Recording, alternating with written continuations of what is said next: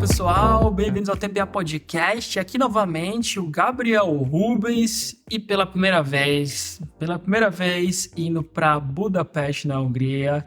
E aqui com a gente a Aline Andrade, que vai falar como que tá sendo esse tempo que ela tá lá morando e trabalhando em Budapeste. Tudo bem, Aline? Tudo, Gabriel. Primeira coisa acho que tá frio aí, né? Não frio pro meu padrão aqui em Portugal. Tá Menos de 15. chovendo, um pouquinho frio, Tá chovendo. mas tá mais chovendo, sim. À noite dá aquela esfriada, mas continua quente, pra mim. Tá bom. Tá meio curioso pra saber, comparando com aqui, que tá 21 graus, então pra mim tá bastante frio. Sim. Mas, pra gente começar o papo, seria legal, né, você falar quem é você, né, o que você faz, e aí depois a gente entra mesmo no papo sobre Budapeste. Eu atualmente moro em Budapeste, mas antes de vir pra Budapeste, morava em Campinas, interior de São Paulo. Trabalhava como QA numa grande empresa multinacional lá e vim pra Budapeste pra continuar nessa carreira de qualidade, de testes. E aqui estou trabalhando com qualidade. 1 ano e meio já aí, né? Isso. Passou muito rápido, parece que foi ontem. Imagina. Eu sinto a mesma coisa.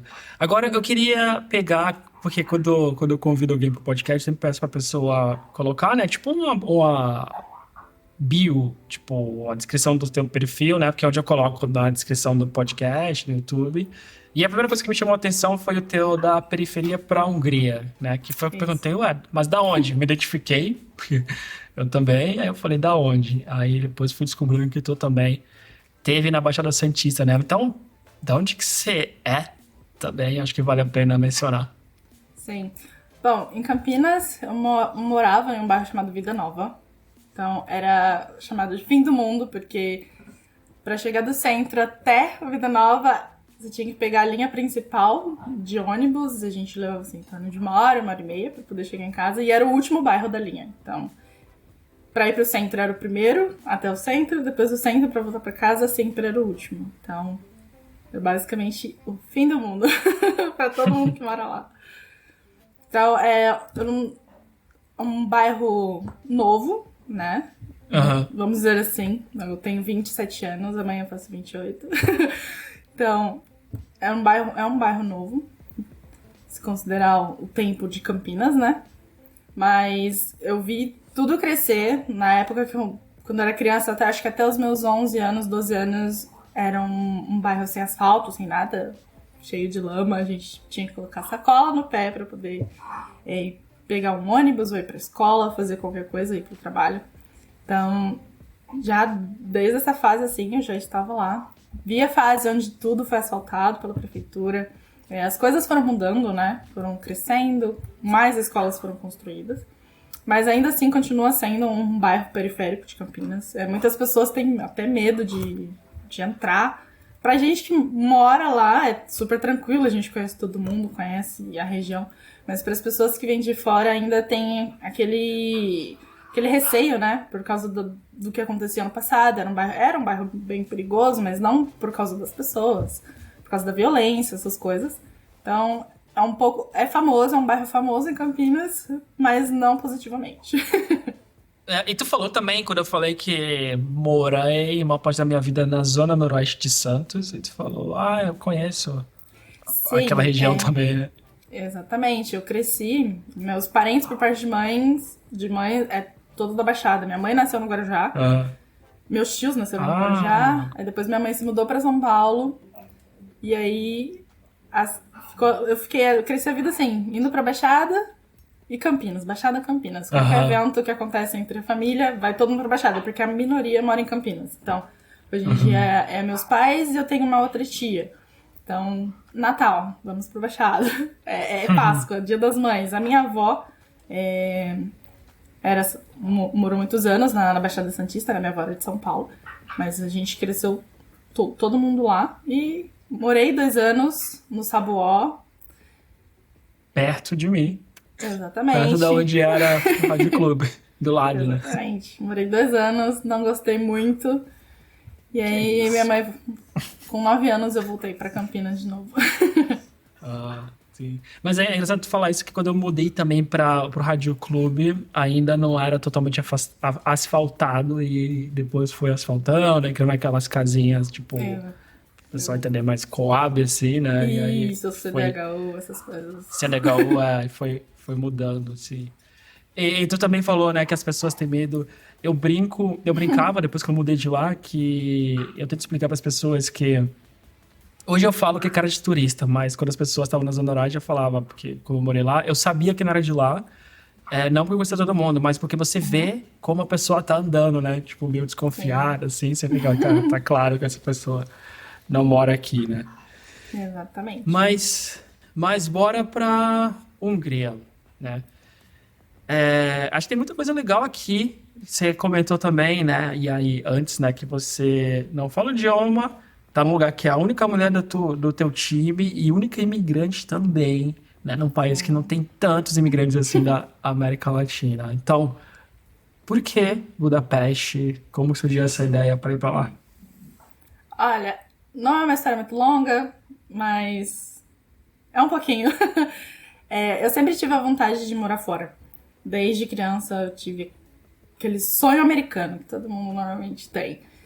E quando a gente é criança, a gente não tem aquela perspectiva, né, de trabalho, trabalhar, ter uma boa qualidade de vida. Então eu cresci pensando na parte que, nossa, quero muito morar, por exemplo, em Nova York. Poder ir pro Central Park, eu achava a coisa mais linda. Cresci consumindo conteúdos americanos, filmes, música, sempre. E eu sempre falei, um dia alguma coisa vai acontecer, ou eu vou visitar, vou me mudar. Sempre falei isso. E aí, cresci, a minha perspectiva depois da faculdade começou a mudar.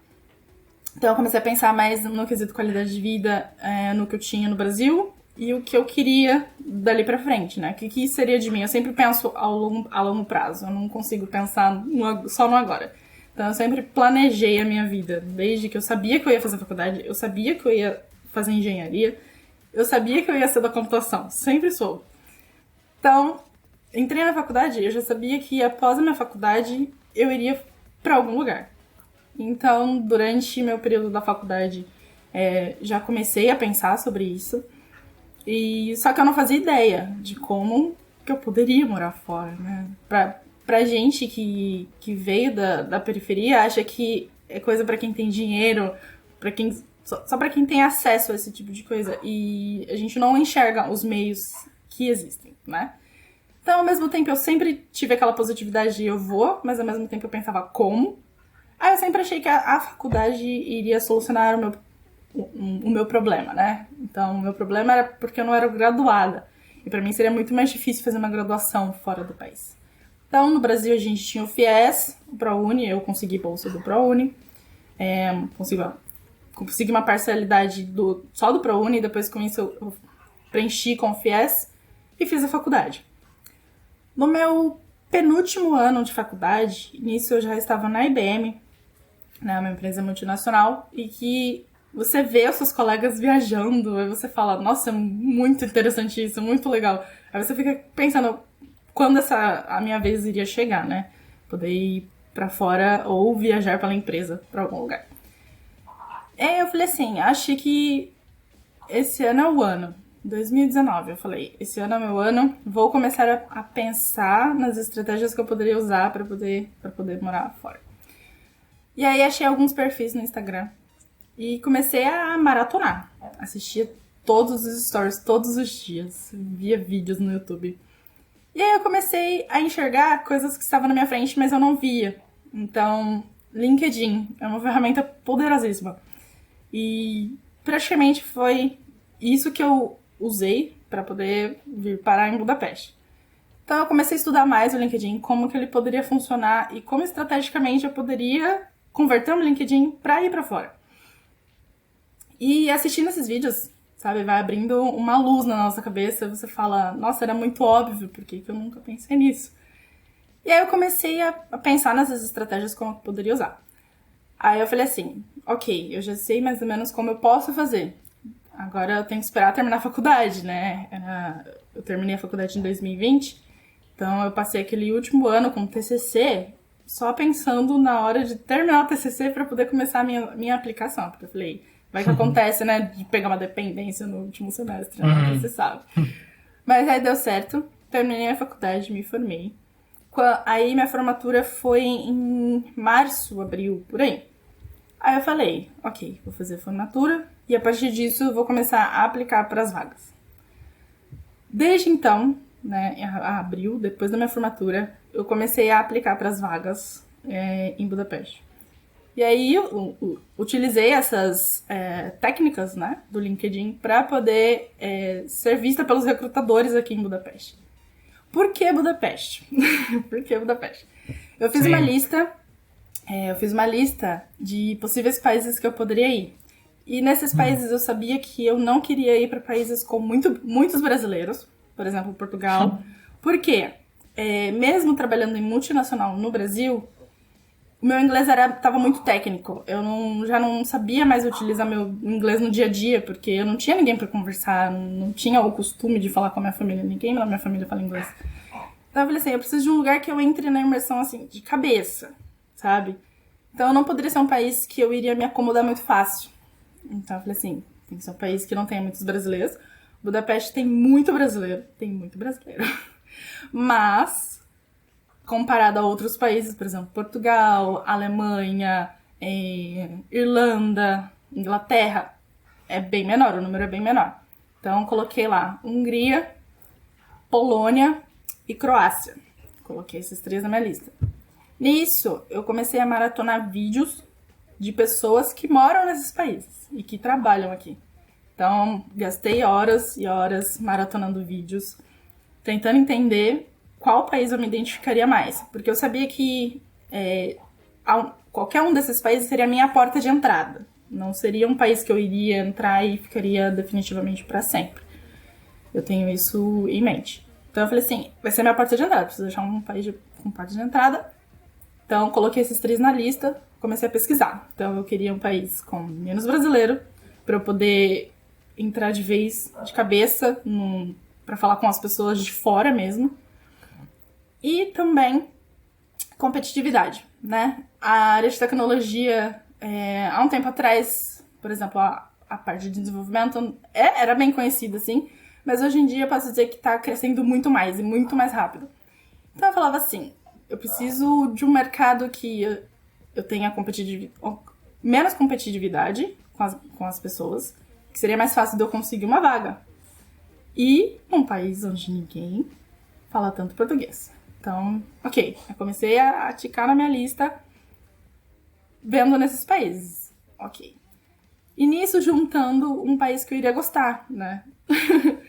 Então, de todos os 3, o que eu mais me identifiquei assistindo, assim, que eu fiquei incrivelmente apaixonada pela cultura, pela cidade. Budapeste é uma cidade incrivelmente linda, de dia, de noite, não importa. Eu sempre falei, é lá que eu quero ficar, é lá que eu quero morar. Então, eu defini exatamente assim, Budapeste, menos brasileiros, menos competitividade. Aqui o mercado de tecnologia ainda está crescendo.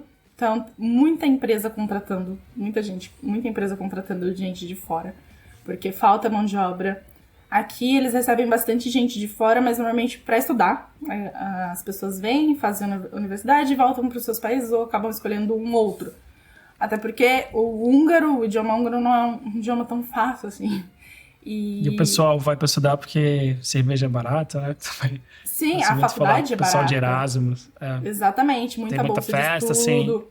Assim. Isso. Então, acho que pessoas mais jovens, assim, gostam bastante de Budapeste, né?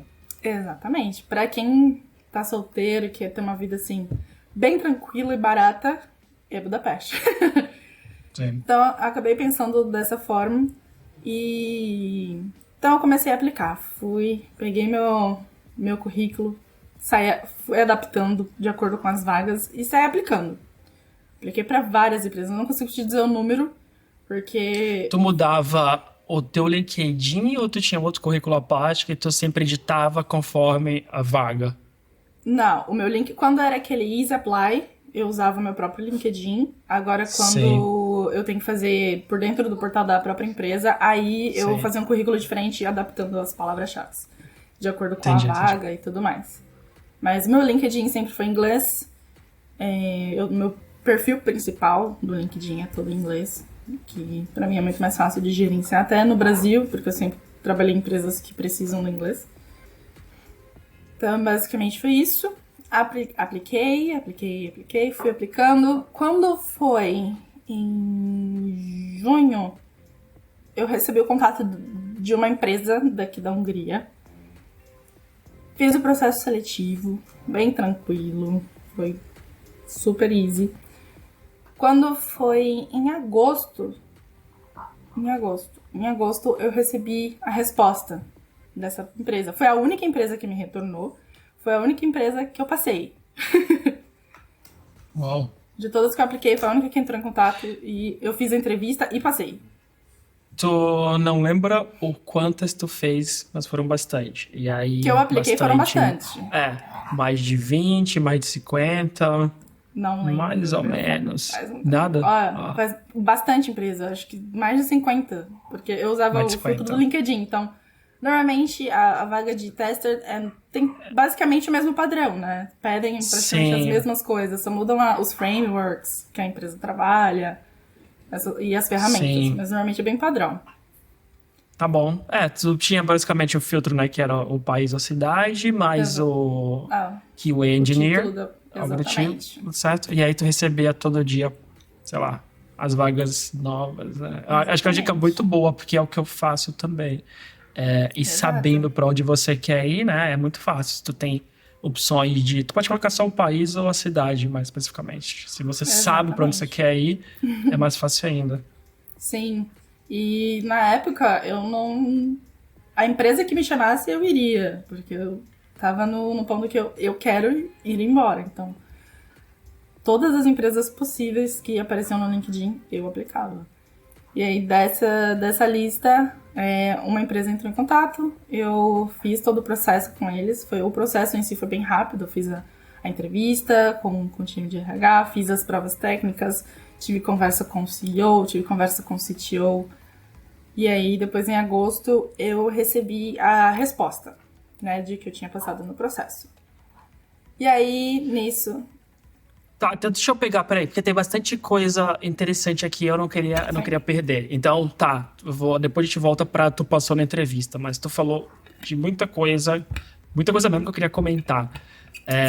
Que talvez pra ti pode parecer coisa pequena, mas eu acho que é muito importante pra quem tá em situações parecidas. E digo, a primeira é muito mais pra quem tá em situações tipo de morar em periferia, de ter sonho de morar fora, né? Porque eu me identifico muito com o que tu falou, da parte de, tu vê várias pessoas viajando e isso parece distante. Pra mim, na faculdade ainda era distante. Quando eu acabei a faculdade foi quando eu comecei, dá pra fazer isso, sabe? Tipo, as coisas começaram a mudar.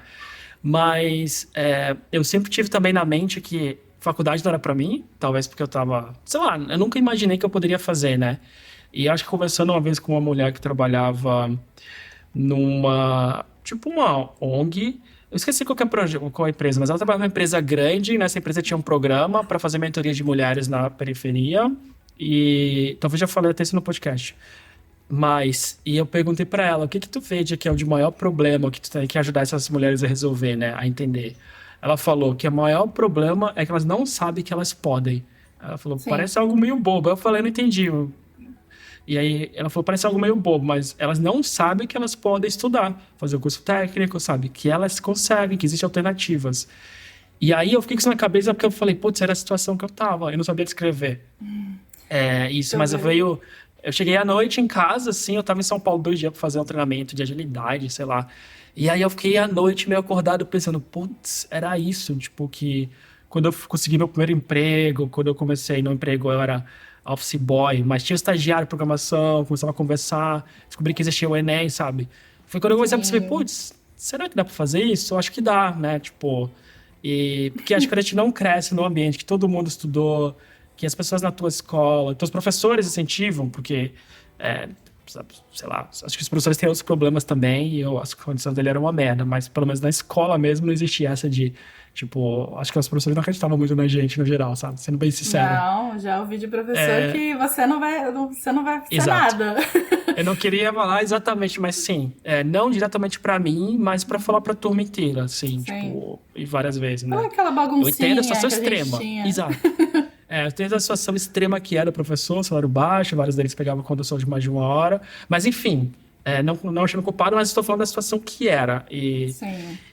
E então eu queria enfatizar muito isso que, tipo, dá e você tá aqui como um caso, né? Existem alternativas, e se você não sabe como, Google, pergunta a alguém, manda uma mensagem para alguém que conseguiu, né? De alguma forma, Sim. eu, aqui, a própria Aline, né? Então, esse é um ponto que eu não queria deixar passar, porque pode parecer pequeno, mas novamente, depois que eu ouvi isso dessa mulher, e eu não lembro o nome dela, eu tenho o LinkedIn, depois eu queria até mandar uma mensagem, era importante mandar uma mensagem para ela.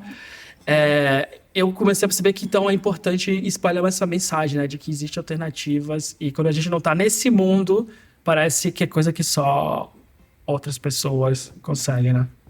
Sim, e graças a Deus, dentro da minha família eu tive referência, né?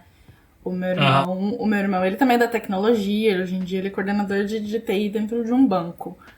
E ele também, e o meu irmão passou por situações piores que eu, né? Eu, por exemplo, eu nasci na periferia, mas a gente tinha uma casa feita de tijolo. Ele não, ele quando morava com a minha mãe, eles moravam num barraco. Então eles às vezes não tinham o que comer. Então eu cheguei na vida da minha família com uma estrutura um pouquinho melhor. Uma condição um pouco melhor e de uma situação um pouco mais diferente, né? E meu irmão foi essa minha referência na vida. Desde os meus 11 anos, ele paga meus cursos. Então, desde o curso de informática, do inglês básico, sempre foi meu irmão. Então, além do suporte nisso, ele sempre foi a referência na tecnologia. E minha mãe também. Minha mãe sempre foi uma pessoa muito inteligente. Ela é muito inteligente. Então, sempre foi boa com matemática, cálculos, raciocínio. E ela sempre incentivou essa parte do estudo. E apesar de eu convivendo com as pessoas do meu bairro, eu via certas situações, eu não aceitava aquilo pra mim. Então, por exemplo, pessoas que não gostavam de ir pra escola. Não que eu era nerd, nem nada disso, mas eu sou super contra crianças ficarem faltando na escola. Na época, eu nunca faltei na escola. Nunca, nunca. Era caso muito forçado, tá tendo greve de ônibus ou da própria escola, mas eu nunca fui de faltar na escola. E eu chegava a ver meus colegas que não iam porque não queriam ir pra escola, ou iam pra escola e matavam aula no meio do intervalo. Eu não me sentia no direito de fazer aquilo, porque eu via meu irmão, tanto que meu irmão se esforçou, tanto que minha família se esforçou, e que eu sempre quis a mesma coisa, sabe? Então, levou um tempo, por exemplo, pro meu irmão se estruturar. Então, eu falei assim, ok, eu tenho um pouco de estrutura, a estrutura é um pouco melhor. Então, eu posso fazer isso, eu não quero ficar igual meus amigos. Então, perto dos meus colegas de escola, eu consigo contar nos dedos quantos se formaram numa faculdade, quantos hoje em dia vivem numa situação precária ainda, da época quando eu era criança. Então, é uma situação bem complicada isso, mas eu não aceitava isso pra mim. Eu sempre falei que eu ia fazer faculdade. Eu não sabia como, era sempre assim. Não sabia como, mas eu sabia que eu ia fazer. Mas isso aqui é importante, porque quando eu descobri também, eu era péssimo aluno. Eu não faltava, mas eu tava lá pensando em outra coisa, jogar futebol, sabe? Então, mas quando eu descobri que dava, que existia o Enem, que eu podia ir na banca de revista comprar. Tinha as revistas com simulado, né? Isso. É engraçado falar, mas na época não era tanto na internet achar esse material. Nem tanto atrás. Comprar de revista usada sobre Enem, simulado, sabe? Exato. Fazer o teste eu acho que eu conseguia online, mas para estudar mesmo era mais fácil comprar a revistinha e ir seguindo. Mas isso só aconteceu quando eu descobri que eu poderia, sabe? E acho que é legal tu saber disso porque tu consegue aceitar essas situações, né? A não aceitar. E depois, quando eu descobri que eu poderia, foi na hora que tava na minha cabeça, cara, eu vou fazer isso. Tipo, não importa o quê, não vou passar na primeira fase, vou fazer, mas vou fazer. Mas é porque aí já tava com a cabeça diferente, que cara, existe uma possibilidade, né? Então, Sim, tanto é que eu demorei pra fazer a faculdade. Eu não saí do ensino médio e já fui direto fazer a faculdade. Eu ainda ali, depois que eu terminei, eu ainda não sabia como que eu ia fazer. Então, eu tinha receio de não passar no Enem. Inclusive, esse meu receio me fez adiar a prova. Tanto é que eu saí do ensino médio, ao invés de fazer a prova, eu não fiz. Porque eu fiquei morrendo de medo de não passar e não conseguir uma bolsa, né? E aí eu adiei, fui adiando. Eu fui fazer faculdade 2 anos depois. Eu não passei na primeira, né? Tem duas. Não passar na primeira, acho que foi. Tem coisa mais pesada na vida, assim, mas que foi um dos momentos mais difíceis pra mim, assim, tipo, eu falei, cara, estudei um ano. E aí tu coloca lá, né? Tu vai ver a nota, no último dia alguém com a nota maior colocou. Nossa, eu fiquei muito mal, muito mal. Mas depois, no segundo semestre, tu aplica de novo, né? E aí eu Sim. consegui, mas são momentos tensos. Eu não sei se agora é mais difícil ainda, porque tem mais gente fazendo, sei lá. Não sei Eu como que hoje em é dia sou a bem galera. desatualizada, eu estou Eu correndo um também. pouco de provas de Enem. Eu falo, a minha vez já passou, agora eu posso ficar mais tranquila. Agora são provas de certificações.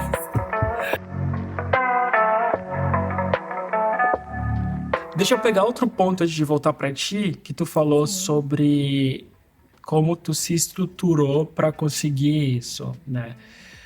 O episódio que foi pro ar hoje, quando esse for pro ar vai ser daqui a um mês, mas o episódio com a Annie Glink, o episódio com a Alana também, e mais alguns outros, elas falaram muito sobre o pesquisar antes de mudar, assistir vídeo, entender as regras, entender o que é importante pra você, né? E foi o Sim. que você fez. Você entendeu e bem detalhadozinho, né? Tipo, quais os países, por quê, qual que é o ponto positivo de cada um. Agora que eu sei, o que eu preciso para isso, que é o LinkedIn é uma das coisas mais importantes, né? E o alerta de vaga também, eu acho tão importante quanto ter o LinkedIn em inglês, porque senão você fica maluco, né? Pesquisando o tempo Sim. inteiro. Então, acho que é legal também reforçar isso, porque eu acho que esse é o caminho para qualquer pessoa que quer tentar entender para onde, o porquê não, né? O que que você quer, o que Exato. você não quer, porque isso vai ajudar a funilar as opções. E sabendo as opções é tudo muito mais fácil. Ou, se tanto faz, faça sair, né? Aplica para tudo, o primeiro país que der. Sim. Quando a Vai. gente sabe exatamente pra onde vai, é mais fácil. A frustração vai ser menor, eu acho, do que quem só arrisca sem saber pra onde tá indo, como que funciona. Até porque, por exemplo, aqui na Hungria, vem todo mundo feliz, mas as pessoas aqui são bem fechadas. São muito fechadas. Aqui a dificuldade de fazer amigos é 100%. Até pra quem tá há anos aqui. Depois eu queria chegar nessa parte mesmo, que a parte de amizade é o que tem voltado sempre no podcast, e eu tô mesmo interessado em saber como tá sendo lidar com isso na Hungria, porque, sim, eu já tive aí eu ouvi falar das pessoas como que é. Mas eu te interrompi, você estava falando da tua chegada aí, É né? Tu tinha isso, feito eu tava entrevista, tu falando. passou, O que eu passei, e chegar em aí, agosto, eu passei. isso. E aí eu queria saber, né, começar, depois eu vou voltar na cidade, mas sobre a chegada no trabalho mesmo, né? É, como que foi o teu processo de começar na empresa, né? O próprio onboarding, né? O que aconteceu? O que tu falou, né? Tipo, quando tu chegou, não sei se estava no meio ainda dos lockdowns da vida, ou se tu já foi pro escritório, então conta pra Estava mim ainda. sobre essa parte. Então tu ficou remota? Eu trabalhava. Bom, depois, quando eu comecei nessa empresa, eu comecei lá pra outubro. Outubro. E eu comecei remoto do Brasil. Então, eu trabalhava no fuso de Budapeste, então eu acordava 3, 4 horas da manhã por causa das reuniões com o cliente. Então, era um pouco impossível. Eles falavam que eu não precisava, mas é um pouco difícil você estar sem sincronização com o seu time. Pra mim é ok, porque depois eu consigo alinhar pelo Slack. Mas com o cliente é um pouco mais difícil, porque o cliente que eu atendia nessa empresa era dos Estados Unidos. Então, já o outro fuso ainda. Acabou sendo um pouco complicado. Então eu acordava 3, 4 da manhã pra começar a minha rotina de trabalho. Mas também dava meio-dia, eu já estava indo para a praia. Era mais ou menos isso, estava livre. Mas o meu processo de onboarding foi bem simples, porque eu estava no Brasil, né? Então eu não consegui receber, por exemplo, meus materiais de trabalho. Eu usava meu próprio notebook. Eles usavam ferramentas simples, então era Excel, Slack, Trello. Era bem tranquilo. E os projetos que eu recebia era toda a documentação, né, que eu precisava ler e entender. E depois participar das reuniões com o cliente. E os testes, como eram testes manuais, né, mobile e web, era bem tranquilo. Então eu já cheguei trabalhando, não teve kit de boas-vindas, nada disso. Já cheguei participando de reunião, bem no meio do caminho do trem. Mas como que foi isso? Tu falou que queria desenferrujar o inglês técnico, mas eu acho que o inglês técnico no Brasil é diferente do inglês técnico no exterior, com outros estrangeiros, né? E agora o dia inteiro. Então, como foi cair de paraquedas nessas reuniões? Pra mim, na verdade, foi bem tranquilo. Meu único problema é quando eu estou nervosa. Quando eu estou nervosa, às vezes eu esqueço muitas palavras, continuo esquecendo. Mas, no geral, era bem tranquilo. Todo mundo... Vamos assim, o CTO da empresa, ele era brasileiro.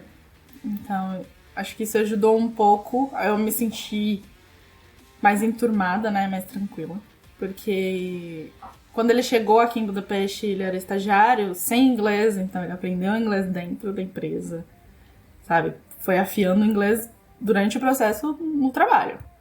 Então eu falei assim, acho que eu tenho que ficar um pouco mais tranquila em relação a isso. Trabalhei por anos em empresas grandes que eu só falava inglês, mas como era só no trabalho, eu sempre achava que no cotidiano eu iria acabar confuso ou alguma coisa assim. Mas acabou sendo bem tranquilo. Inglês húngaro pra mim é muito tranquilo de entender, nunca tive problema com sotaque nem nada. O meu cliente, que era americano, às vezes, assim, que ele falou. era um inglês bem, bem rápido, assim, ele era de Miami. E às vezes eu pausava, assim, meu cérebro processava o que ele estava falando. Mas era também bem tranquilo, que eu não entendia, sempre pergunta, né, pra repetir e tudo mais. Então foi basicamente isso. Eu já saí da IBM, já comecei nessa empresa. E foi exatamente isso. E como que foi a parte técnica? Como que tu tinha que fazer aí comparado no Brasil? Você sentiu alguma diferença de como que era o processo, produtos assim, ou também foi tranquilo? Sim. Eu senti bastante diferença porque no Brasil eu trabalhava com um time, né? Era um time muito grande.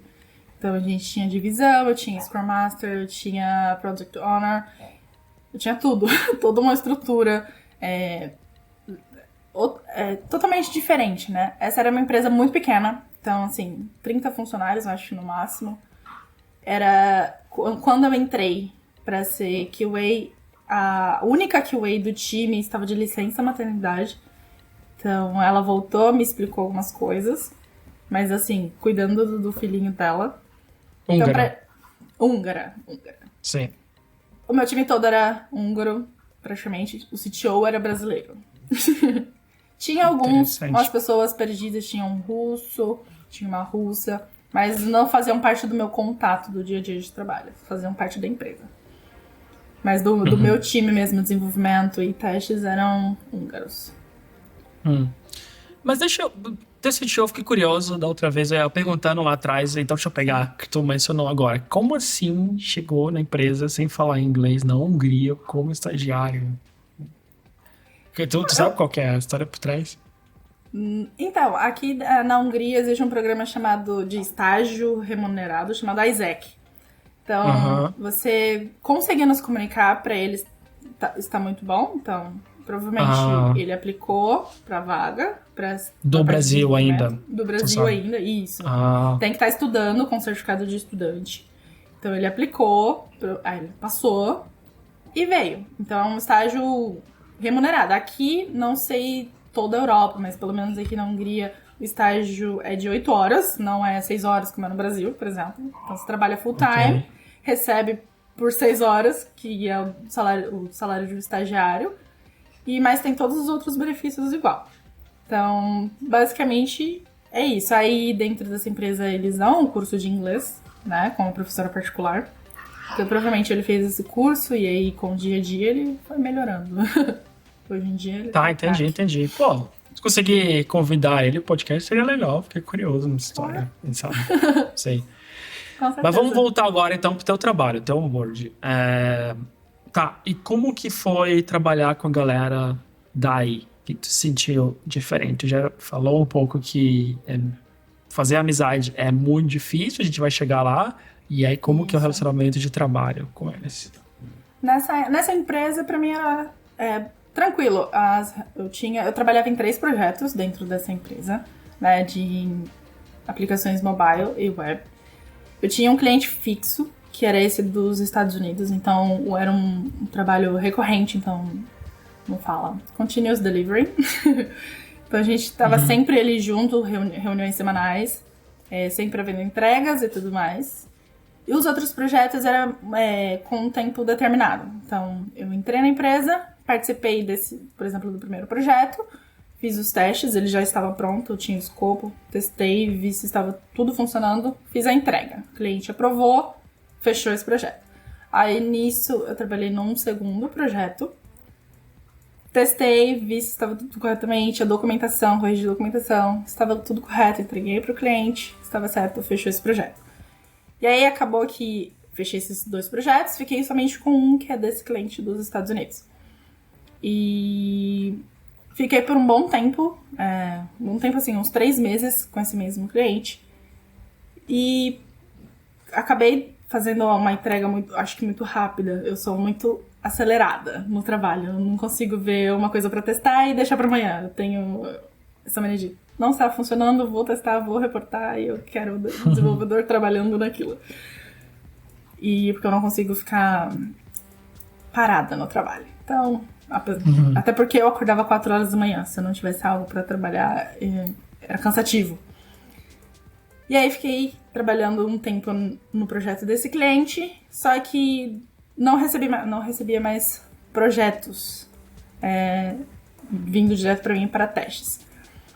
A empresa acabou não fechando mais contratos para fazerem mais projetos, e como ainda tinham os outros projetos que eram dessa outra QA, que voltou da licença maternidade, então ela cuidava dessa parte e eu cuidava da outra parte do cliente. Então eu fiz as 2 entregas e fiquei somente com um. E eu acabei tendo... Como fala? Quando você não tem muito... Idle. Sim, fiquei um tempo idle. Sem ter o que fazer, tipo, de parada, né? Exatamente. O tempo foi passando. Quando chegou lá em dezembro de 2021, eu tive o one-on-one com o CTO, que é o brasileiro.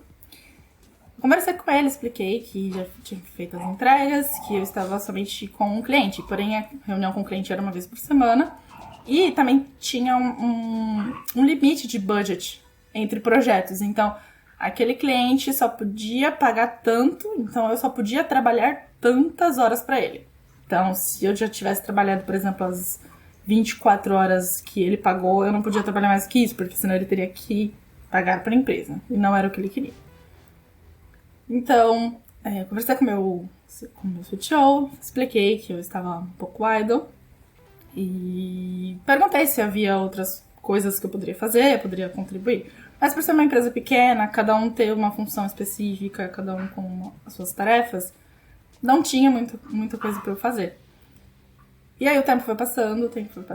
Nisso, eu já estava aplicando para o meu visto para vir para a Hungria. Porque a empresa patrocinou meu visto para poder vir para cá e se mudar de vez. Então, esse processo já estava ocorrendo e ao mesmo tempo eu estava idle. Quando foi em janeiro, o meu visto chegou. Meu visto finalmente ficou pronto. Aquela felicidade. Finalmente eu vou pra Hungria. De agosto a janeiro, certo? De agosto começou a janeiro. Foi Comecei quando chegou em o visto. agosto. Isso. Tá. Exatamente. Tá bom. Eu apliquei todo o visto do Brasil, porque por causa da pandemia eles estavam exigindo um visto tipo D, que era pra comprovar que eu viria a trabalho pra cá. Então eles me permitiriam entrar na Hungria sem problemas algum. Hoje em dia não precisa mais desse visto. Antigamente não precisava, depois da pandemia eles incluíram esse visto, porque muita gente estava querendo vir com a pandemia, eles estavam criando complicações aí por causa disso. Então eles criaram esse visto tipo D, para eles selecionarem exatamente quem pode entrar ou não. Até porque se é motivo de trabalho, eles não podem barrar. E aí eu fiz essa aplicação desse visto enquanto eu trabalhava para essa empresa do Brasil. Aí, quando foi em janeiro, o visto chegou, ficou tudo pronto, eu já estava com tudo pronto, já tinha organizado minha vida inteirinha pra vir pra Hungria. E Tô até com aí, medo. essa é toda história feliz tem uma parte triste no começo disso, né? Mas quando chegou o meu visto, uma semana depois eu tive a reunião com o CTO e com o CEO da empresa para poder falar sobre a minha mudança para Budapeste. Então, foi uma semana bem intensa, super ansiosa, bem feliz. E esse dia da reunião chegou. Então, a gente conversou bastante, falamos sobre as coisas do projeto, como estavam indo, passei meu feedback. E nisso, eles mencionaram, né, que eu mencionei no one-on-one, que eu estava bastante idle, que eu não tinha muita coisa para fazer. Então, e a minha gerente também, né, eu tinha uma gerente dedicada para esse cliente. Então, a minha gerente também comentou que eu não tinha muita coisa pra fazer. E aí, o CEO e o CTO da empresa comentaram que realmente eles não estavam com demanda e que eles não estavam fechando projetos, né, com os clientes. Então, eles não teriam nada pra eu fazer pelos próximos meses. E aí, nisso, eles decidiram rescindir meu contrato. Então... Qual? Desde esse dia... Acho que foi um dia muito específico da minha vida, porque eu lembro exatamente como que aconteceu, o que eles me falaram. Eu não consegui expressar nada, não consegui falar nada. Só falei muito obrigado pela oportunidade, né? Porque ali foi o meu desligamento. Então, a partir daquele momento, eu não seria mais funcionária deles. Só que não seria funcionária assim, pra trabalhar. Não precisaria trabalhar fazendo mais nada, porque eu já não tinha muitas coisas pra fazer. Então, o CEO da empresa, que foi muito gente boa, ele me deu um tempo pra continuar na empresa, recebendo, né? Até eu achar uma outra oportunidade na área. Uhum. Ah, que legal. E aí, nisso, começa a correria. Por quê? Corrida contra o tempo, né? Porque eu já tinha passagem comprada, eu já tinha reserva de Airbnb, porque normalmente quando a gente se muda, a gente precisa ficar num lugar até conhecer o apartamento que você futuramente vai morar. Então, eu tinha tudo pronto. Tudo seguro, tudo. Nesse dia que eu recebi esse comunicado de que eu seria desligada da empresa, eu, por um momento, passei o dia inteiro em silêncio, pensando o que eu iria fazer. Não pensei em nenhum momento falar pra minha família, nenhum momento, até porque tem sempre aqueles que vão a favor e tem aqueles que estão sempre contra. Então, eu preferi não falar pra não ouvir o famoso eu avisei, eu sabia que não iria dar certo. Então, permaneci o dia inteiro quieta, só falei com meu namorado, Felipe. Contei pra ele o que aconteceu. Não consegui chorar, não consegui expressar nenhum tipo de emoção. Eu só pensava, o que eu vou fazer? Porque a passagem pra Hungria é super cara, né? E eu tinha a flexibilidade de mudar. Mas eu falei, eu consigo mudar as passagens, mas eu não consigo mudar o Airbnb, por exemplo, porque faltava 2 semanas pra viagem. Aí, a gente pensando o que vamos fazer. Eu simplesmente, não é que eu desisti, eu simplesmente falei. E iam vocês dois já? Ele ia vir comigo pra passar um mês aqui. Então, mas já tinha passagem, né? Já tava comprado e já era um Airbnb pra 2 pessoas, que é mais caro. Não, ele comprou comigo exatamente no dia que eu recebi a resposta de que eu não iria ficar mais na empresa. Então, peraí, ele comprou primeiro, depois recebeu a resposta ou... Não, eu comprei. Eu ia vir sozinha. Sim. Completamente sozinha. E aí eu recebi a resposta de que eu não iria ficar na empresa. Então eu passei naquele dia eu passei o dia inteiro pensando o que eu iria fazer, porque eu já tinha tudo. E aí o que a gente pensou foi: a gente já tem uma passagem, você já tem a sua passagem, já tem Airbnb, já tem seguro, então eu vou com você. Falei, vou com você. A gente passa um mês de férias na Hungria. Foi basicamente isso. A gente passa um mês. Bom, bons planos, já tá, né? Pago, já tem coisa paga. Sim.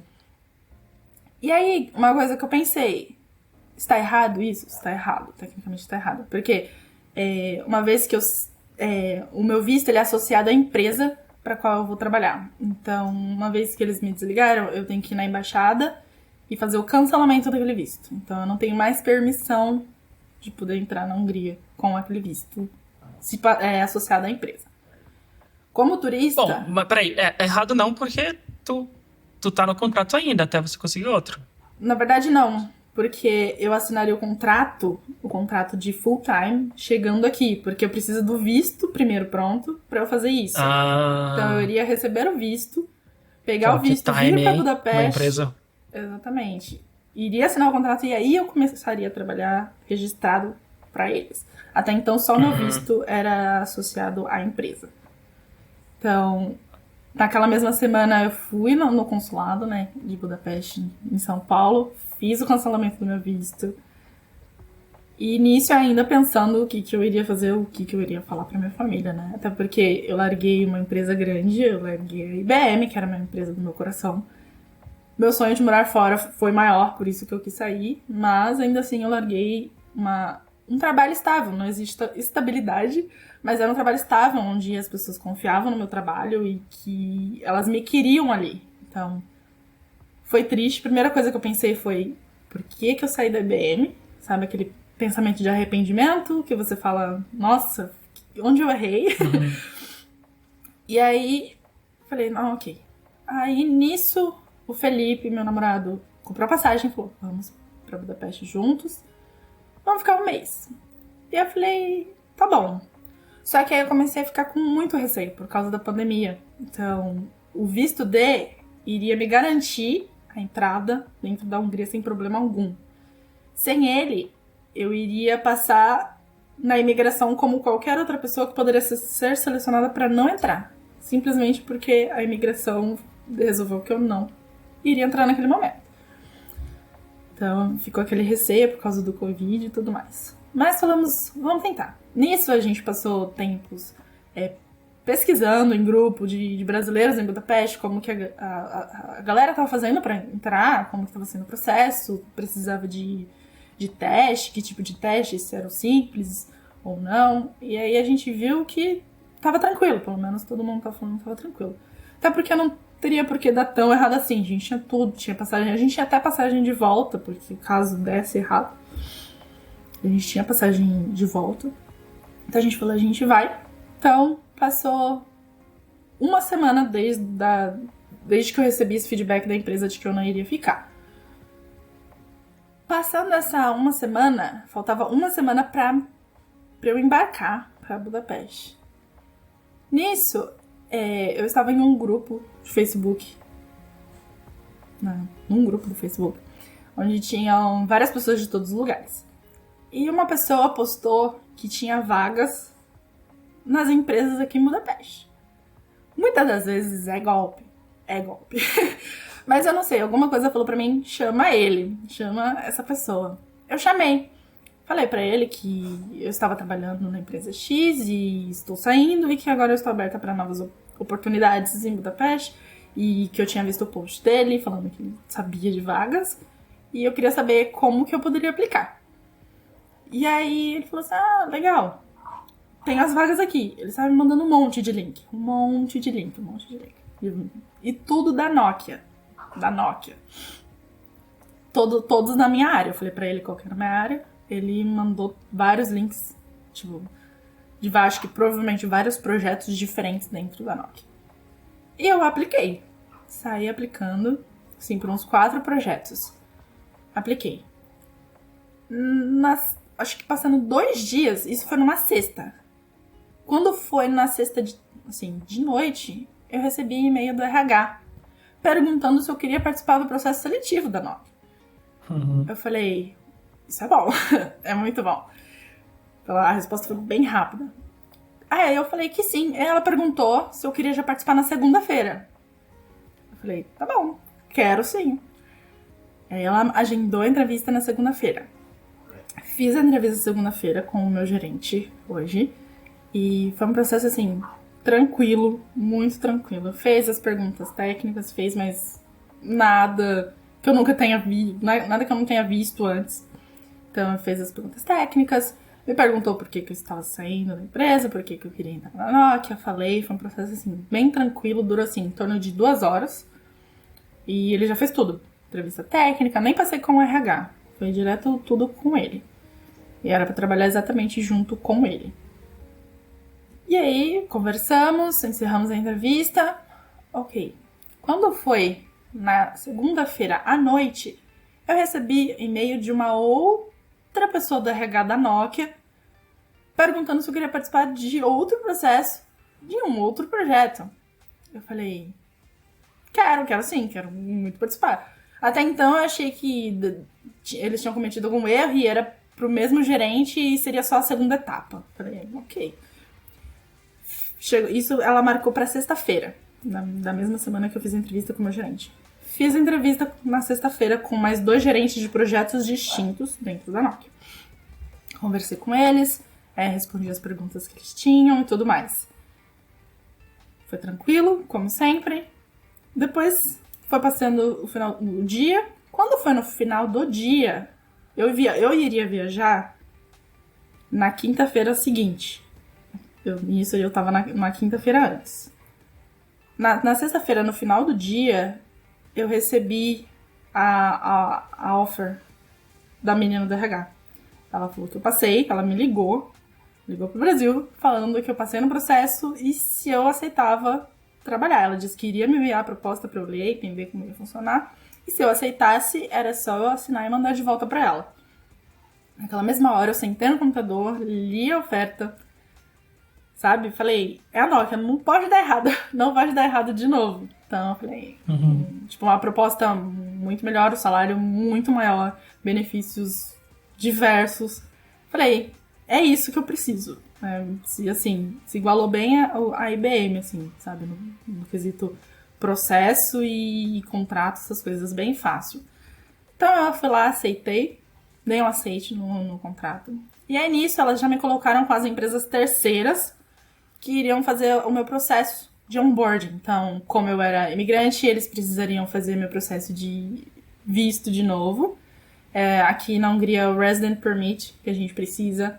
A gente precisa do TAJ, que é o seguro-saúde, e o Tax, que é de pagar imposto. Então, nisso, passei com um time de uma empresa para poder fazer meu processo de imigração dentro da empresa. Então, eles iriam me explicar tudo que eu precisava. Só que, ao mesmo tempo, eles estavam com receio de eu não conseguir entrar na Hungria por causa da pandemia. Eles estavam com o mesmo receio que eu. Porque, em técnica, eu tendo um contrato, eu posso entrar dentro da Hungria e continuar meu processo de imigração aqui dentro. O processo da empresa aqui dentro. Então, eles falaram, dá pra fazer, mas eu estou com receio de você entrar, tentar vir pra Hungria e a imigração te barrar por causa do Covid. Aí eu falei assim, bom, eu acho que pode dar... Não tem por que dar errado, até porque eu já tinha visto relatos de outras brasileiras falando que conseguiram entrar tranquilamente dentro da Hungria. E aí eu falei, vamos, vai dar certo. Elas falaram assim, tenta vir, se não der certo você avisa. Se você chegar aqui, avisa também pra gente já dar entrada no seu processo, ir no escritório de imigração, tirar a biometria e tudo mais. Então a gente pegou, embarcamos E agora? Acho que foi terça-feira. Acho que foi numa terça-feira. Não, perdão, foi numa quinta-feira. A gente embarcou na quinta-feira. Da semana que eu saí da outra empresa e que eu fiz a entrevista e passei, foi assim, uma semana. O processo de entrevista, assinar contrato foi uma semana, exatamente. E na outra semana seguinte eu já estava embarcando, já estava aqui na Hungria e assinando todas as minhas documentações para trabalhar. E aqui na Hungria a gente não pode trabalhar sem o Resident Permit, sem TAJ, sem nada dessas coisas. Então eu tive que esperar para poder começar na Nokia 3 meses. Não tem um tempo certo, não é um tempo fixo, mas é o tempo que normalmente eles dão pra gente pra imigração. Sem salário, resposta. Sem nada? Os 3 meses ainda sem nada. Não, então. Nesse processo, nessa outra empresa, eu ganhava em euro. E como eu já estava planejando vir pra Hungria, eu já guardava dinheiro, né? Todo o meu salário, o que eu recebia da IBM já estava guardado, mas o meu salário dessa outra empresa eu guardava. Porque eu já me imaginava assim, preciso pagar aluguel, eu sabia que aqui eu teria que pagar 2 meses de depósito. Eu não sabia qual seria o meu preço do aluguel, né? Porque tem diversos, aqui tem estúdio, tem apartamento, tem casa, apartamento grande que você divide com várias pessoas. Então eu não sabia como iria ser a nossa estrutura dentro da Hungria.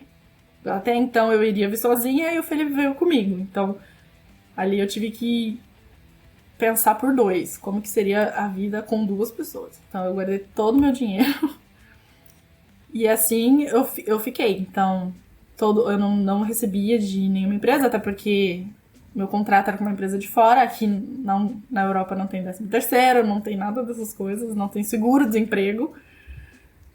Então eu tive que me garantir com o dinheiro que eu guardei. Na Hungria, tu disse. Não. Acho que cada país acaba diferenciando um pouco, né? É isso. Eu falo na Hungria mesmo. Hungria. Aqui não tem 13º, não tem seguro-desemprego. Caramba. Exato. E aí todo o dinheiro que eu guardei estranho. foi usado nesse tempo que eu esperei pra começar na Nokia.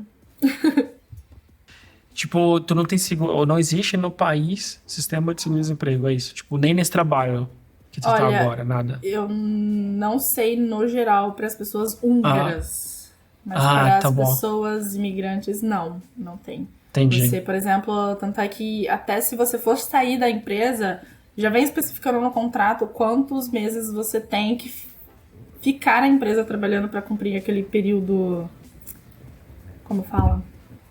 Sim, tu tem o. Não sei, não lembro não, mas tem o acordo, né? De quanto tempo você tem que trabalhar antes de mudar de empresa. Isso. Exatamente. Então, do modo que você fala que vai sair, né? Exatamente. Cada empresa tem uma cláusula dentro do seu contrato especificando. Umas dizem que você pode ficar 1 mês. Outras falam que se você pode sair a hora que você quiser, não vai precisar pagar multa nem nada. Outras é 3 meses e assim vai indo. Mas como que foi, como que é trabalhar aí? Como que são as pessoas comparado com o que tu tinha na IBM, né? O que é a cultura de trabalho húngara? Sim, bom. Do ponto de vista.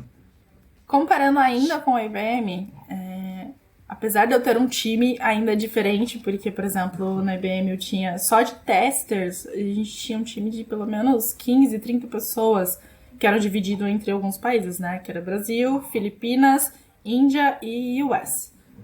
Aqui na Hungria, eu fui a primeira tester do projeto. Então, eu entrei para ser a primeira tester. Eu fui a primeira mulher a entrar no time. Então, meu time era todo composto por homens. Meu gerente, ele é italiano, mas ele passa mais tempo na Itália do que na Hungria. Então, por causa do trabalho remoto e tudo mais. E ele tem a vida dele lá na Itália também. Mas basicamente é isso. Então eu entrei, era a primeira mulher, a primeira tester. E fui muito bem recebida. Nossa, meu time é incrivelmente incrível. Igual, assim como na IBM eu me sentia confortável com o meu time, é a mesma coisa. Tem a parte onde todo mundo fala que os húngaros são um pouco mais fechados e tudo mais. O meu time é divertidíssimo. O time, nossa, é a piada o dia inteiro durante o trabalho, não tem como. Eles são muito legais, bem recepcionistas, educados, super educados. Com certeza. São bem educados. E eles entendem que eu, como mulher, tem que haver um limite nas conversas, claro. Mas, do mesmo jeito, não me excluem de nada, me incluem em tudo. É bem divertido. O meu gerente também, ele é super bem humorado, sabe? Aquele típico italiano. ele é bem legal. Tá, então, legal. Tu não sentiu muita diferença, então? No trabalho em si? No meu projeto, não. Posso dizer que no meu nem na empresa anterior? Não. Na empresa anterior, eu não cheguei a trabalhar exatamente com eles por causa dos projetos e o fuso. Então, não cheguei a ter aquela conexão. Eu cheguei aí pra empresa pra poder beber com a galera, conhecer todo mundo, né? Mesmo que eu estava saindo. A gente foi, o Felipe. A galera parece ser bem legal, bem gente boa. Conversei com todo mundo.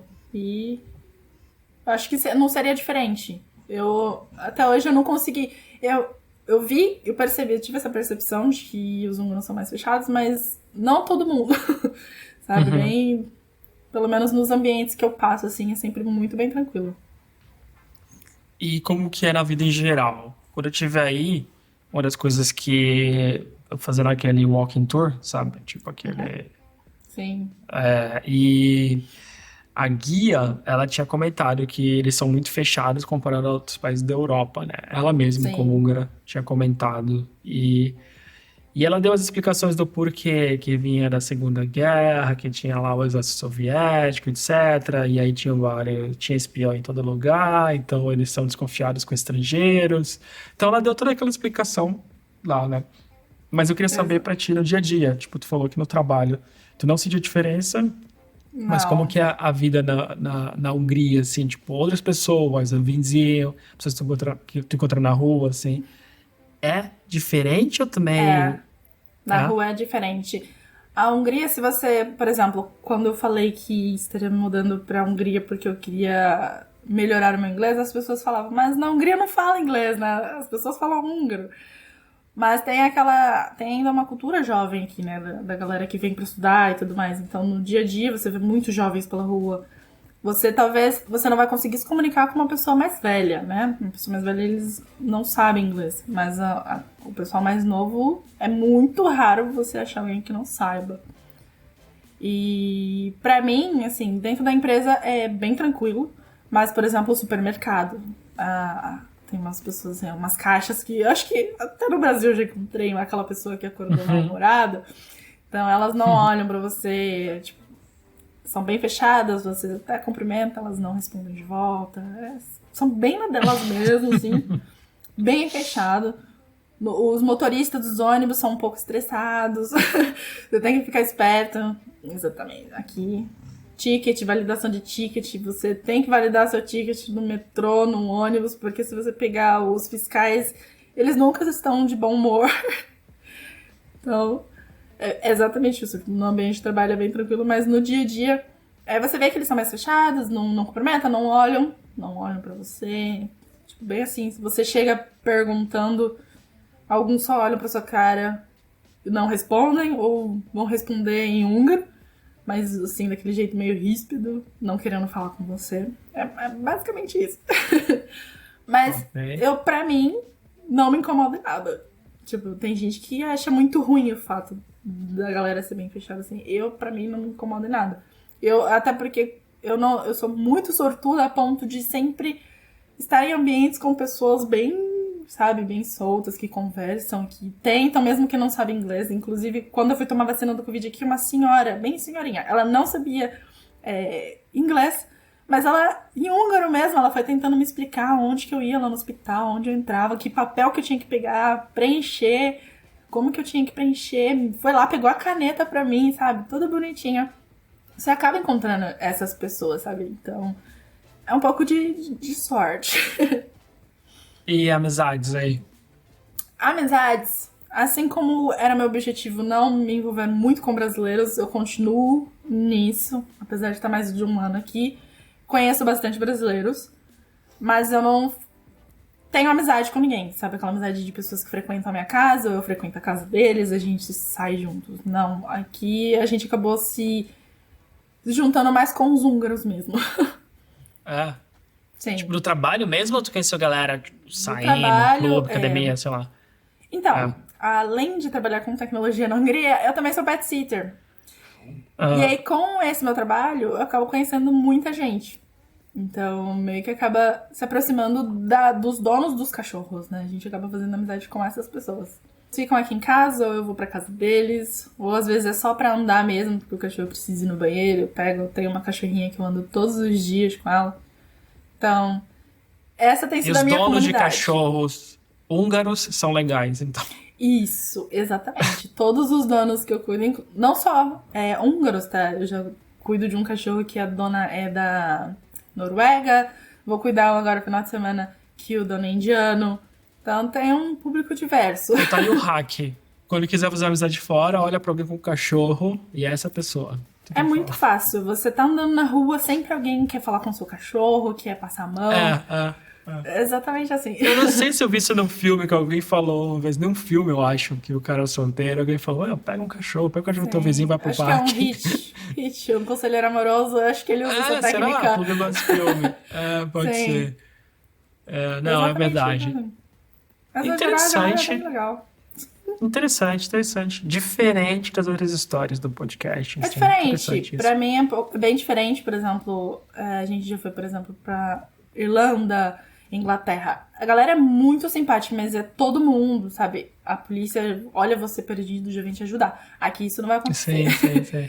Aqui, se você provavelmente o policial não vai te entender. Inclusive, eu já tentei, por exemplo, falar com um bombeiro que ele tava atendendo num prédio que eu precisava entrar. Ele não entendeu nada do que eu falei. Eu não entendi nada do que ele falou. Mas eu entendi que ele não falava. Então, eu segui assim. E como que é morar na cidade? Conta como que tá sendo a tua experiência aí, porque tu pesquisou muito mesmo e propositalmente escolheu a Hungria. Tá sendo incrivelmente perfeito. Pra mim, tá? Falando da minha perspectiva, conheço muita gente que não só mora aqui mesmo porque é mais fácil, mais barato. Mas eu amei Budapeste, eu sou apaixonada nessa cidade. A gente teve uma sorte danada de conseguir um apartamento, uma localização muito boa. Então eu tô na região central de Budapeste, eu tenho acesso a bancos, museus, parlamento, tudo. Tá tudo na minha frente. Então eu adoro.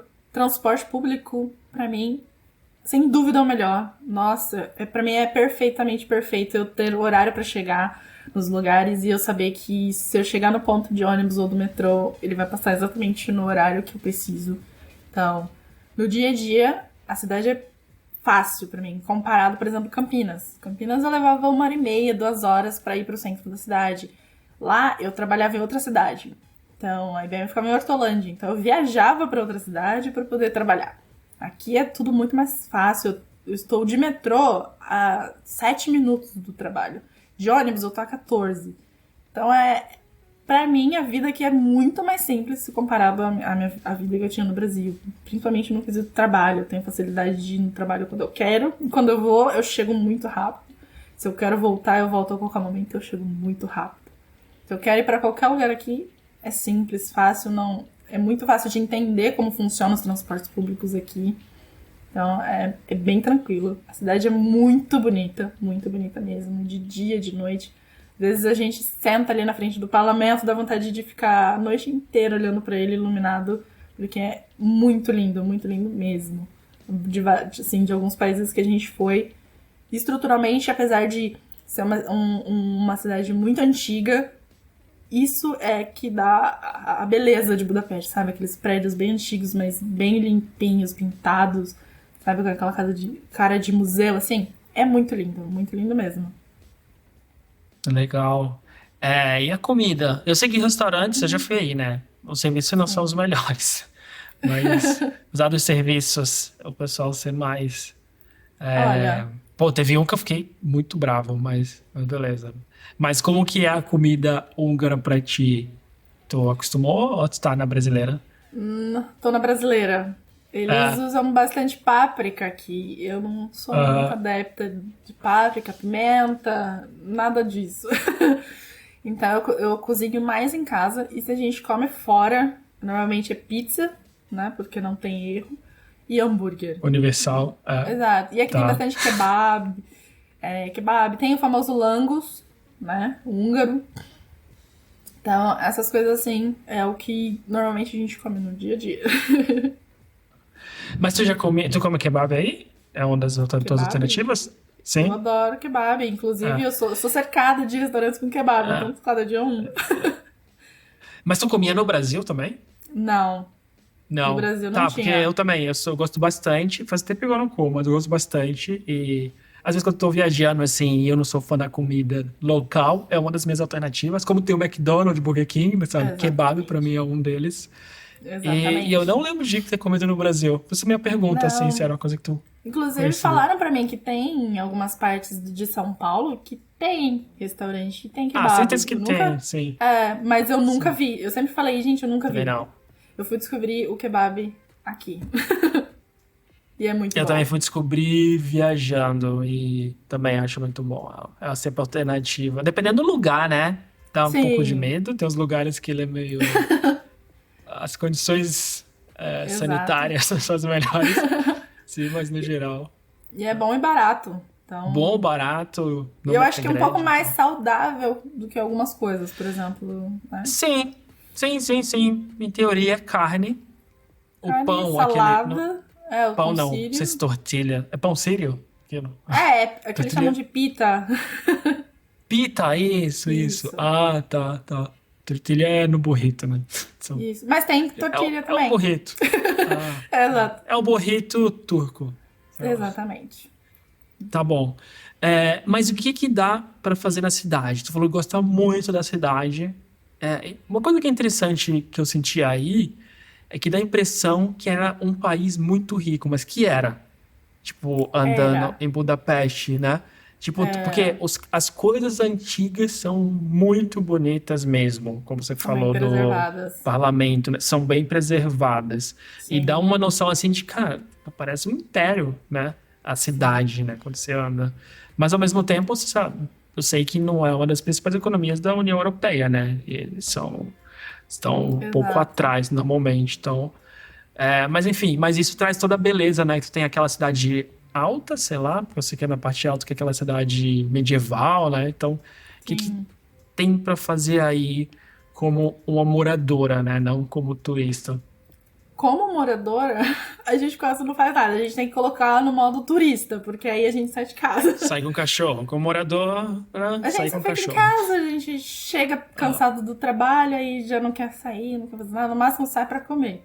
Mas, no geral, é muito bom fazer os passeios de barco. É muito cheio, então, mas tem várias opções. Andar de barco no Danúbio. Eu não consegui. A gente foi Tá. fazer aí e tava tudo cheio, não tinha disponível. Sim, então, agora começa já aquele calor voltar, né? Então começa a voltar os barcos pros piers. E já voltou aquela superlotação de sempre, mas lotado. E a galera, a gente vê pela forma como eles saem, né? Parece bem divertido, porque tem open bar, outros tem até jantares, essas coisas. Mas aqui tem pra andar de barco no Danúbio, tem passeio em volta do parlamento, dá pra entrar dentro do parlamento. Tem o Bastião dos Pescadores, que é aquela igreja gigante que normalmente todo mundo vê que é do lado oposto do parlamento, né? Que fica do lado de Buda. Tem a Gellert, que dá pra subir também. E aqui tem muita opção de culinária. Então, eu, por exemplo, eu adoro comida italiana. Então aqui você acha restaurantes verdadeiros italianos. Tem restaurante brasileiro, tem um restaurante brasileiro. Tem um que eles falam que é brasileiro, mas pelo nome parece um pouco espanhol, que se chama La Gringa.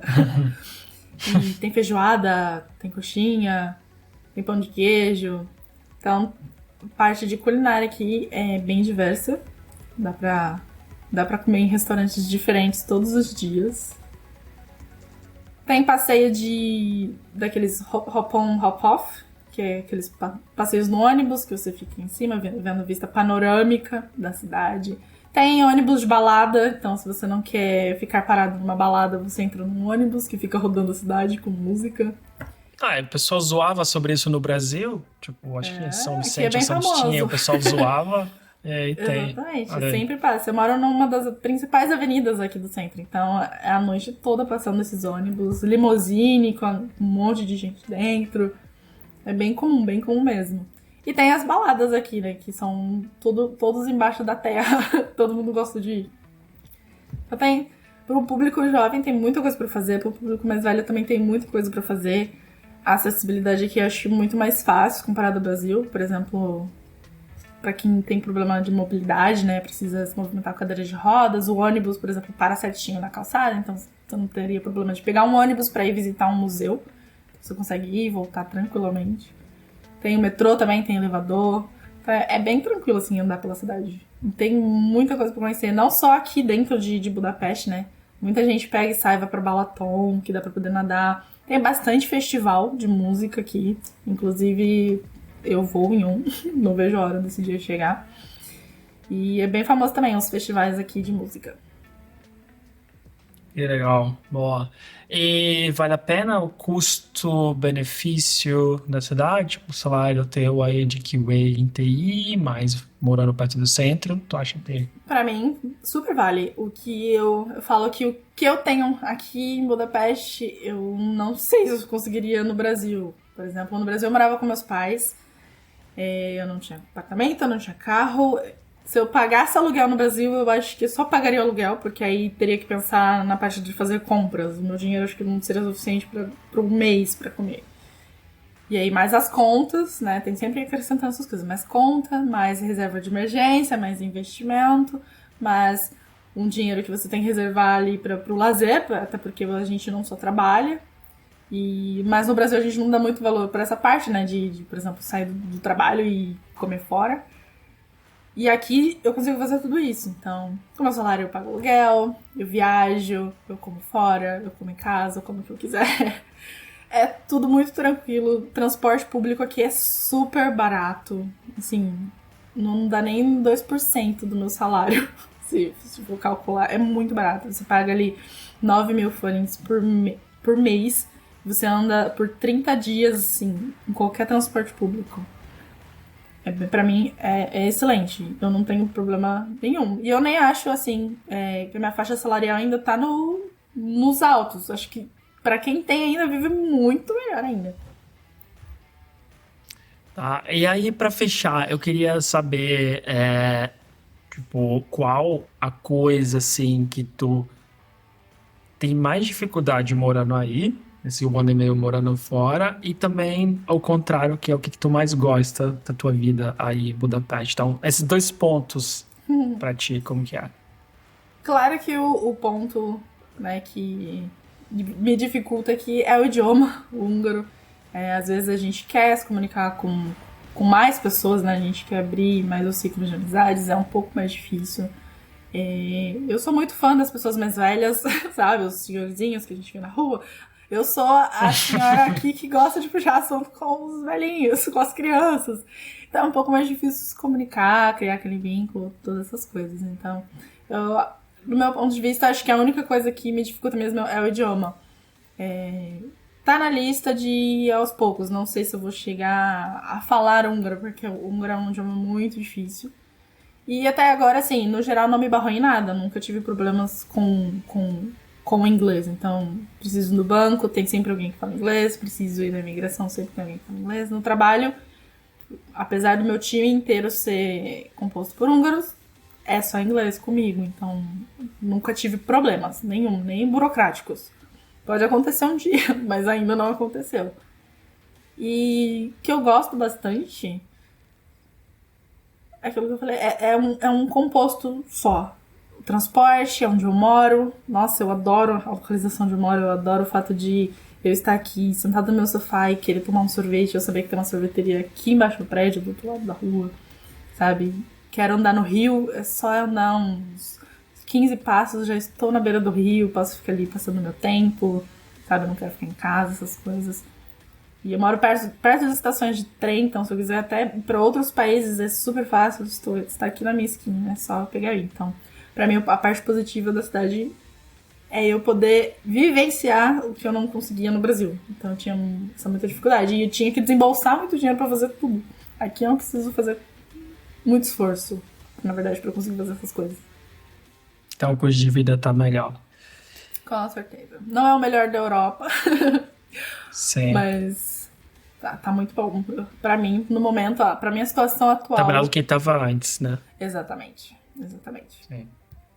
E antes de fechar, queria deixar espaço para ti, quiser deixar alguma mensagem, fica à vontade. Também deixar teus links, né? Acho que se tu quiser deixar algum link aí, fica o espaço aberto, caso alguém queira ter contato, sei lá. Claro. Bom, meu LinkedIn é sempre o meu nome, sobre o último nome, Aline Andrade, Aline com 2 L's. Todo mundo esquece de uma L aí. Então, só entrar em contato Vai comigo. estar o link aqui, então vai estar fácil. Então, tá bom. Bom, o meu conselho é, assim, o padrão, as pessoas têm que colocar na cabeça que a gente não pode querer sempre viver na mesmice, que a gente sempre, se a gente quer mais, a gente pode fazer mais. E que se você tem um sonho, você pode realizar aquele sonho, não é impossível. Às vezes vão acontecer algumas barreiras, algumas dificuldades, mas se você pensar com calma, sempre com planejamento, principalmente no quesito morar fora, é sempre pensar com a cabeça no lugar e fazer de tudo para executar. Até porque ninguém pode fazer isso pela gente, né? Se a gente não for atrás dos nossos sonhos, ninguém vai. Então, esse é o meu conselho. Todo mundo conhece, assim, hoje em dia tá muito mais fácil, muito mais acessível, de pessoas que vieram do zero, construíram muitas coisas aqui fora. Isso é realmente possível. Então, a gente tem que sempre estar com a cabeça no lugar para pensar, organizar, para poder concretizar aquilo que a gente realmente quer. E não perder a esperança. Apesar de muitas coisas que vão acontecer no caminho, não pode perder a esperança, porque no final vale a pena, com certeza vale a pena. Excelente, excelente. Bom, obrigado pelo papo, muito bom, né, conversar assim com alguém que tem tanta coisa em comum, então fiquei bem feliz mesmo, fiquei bem emocionado no começo da história, assim que tu foi contando algumas coisas, eu começo a lembrar também, assim, então muito obrigado mesmo pelo papo e a gente se fala, né, pô, Claro. já tem a coincidência do podcast, vamos ver, quando eu estiver por aí, quando eu estiver por aqui, me avisa e a gente continua esse papo mais aí sobre as amizades, né, com os húngaros donos de cachorro. Acho que essa tem uma dica. Tem várias coisas tão importantes de podcast, mas essa é importante aí também, né? Porque Exatamente. o pessoal sempre fala que é difícil fazer amizade aí, ou talvez em outros lugares também, né? Talvez encontrar pessoas que têm animais pode ser uma forma, né, de Exato. Aqui ter eu algo em conheço comum. muitos brasileiros e eles andam tudo em grupos, bastante. Inclusive, já conversei com alguns que falaram que realmente eles perceberam que só fazendo amizade com brasileiros, eles não se interagem com as pessoas daqui. Então, não vivem exatamente a cultura local, como que é o cotidiano. Não entendem exatamente os húngaros por dentro. Sim. Essa parte foi muito bom pra gente entender melhor como eles funcionam. E pra gente acabou se tornando uma coisa muito engraçada o fato deles serem mal-humorados ou eles resmungarem o tempo todo. A gente acabou lidando de uma forma bem leve, divertida, sabe? A gente não leva pro coração as coisas Você que entende acontecem. o porquê, né? Sim. Exatamente. O que tá convivendo, acho que a parte de quebrar preconceitos é a convivência, né? Aprender sobre e interagir, Exatamente. então acho que Exato. sim, você Essa sempre vão parte ter um ponto de vista diferente. Exato. Por isso que temos que manter a mente aberta. Para vivenciar em outros países, tem que vivenciar a cultura também. E nisso, dentro da cultura, são as pessoas. E elas fazem parte da história, né? Elas fazem parte daquilo. E eu acho muito interessante vivenciar tudo isso. E aí, voltando à tua história lá, aquela uma semana de terror, né? Tipo, esse filme de terror aí, ou thriller, tipo, suspense, né? Isso acaba tornando a experiência legal, mais prazerosa. Você aprende. Você aprende muita coisa. A gente repensa muitas coisas que poderia ter feito, não ter feito, ou pensamentos que a gente não deveria ter tido. Por exemplo, eu pensei em desistir, eu não deveria ter tido esse pensamento em momento algum. Mas, ao mesmo tempo, eu reverti esse pensamento e falei, não, eu vou, não importa como, eu vou arrumar um emprego. Eu estava convicta de que eu iria arrumar outro emprego, eu arrumei.